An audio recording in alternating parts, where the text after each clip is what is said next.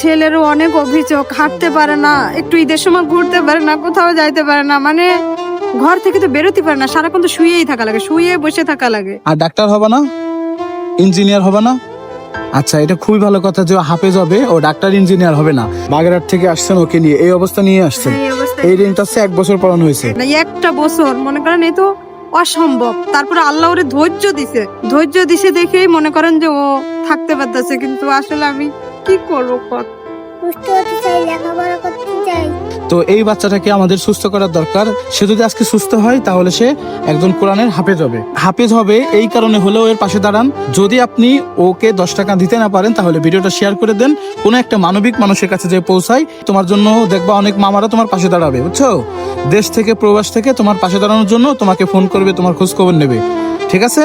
আর তুমি কিন্তু বড় হয়ে আমাদের যে কথা দিছো না যে কোরআনের হাফেজ হবা, সেটা কিন্তু হয়ে দেখাবা। পারবা তো? হাফেজ হতে পারবা সত্যি? আচ্ছা ঠিক আছে, ওর ইচ্ছা আছে যে ও কোরআনের হাফেজ হবে।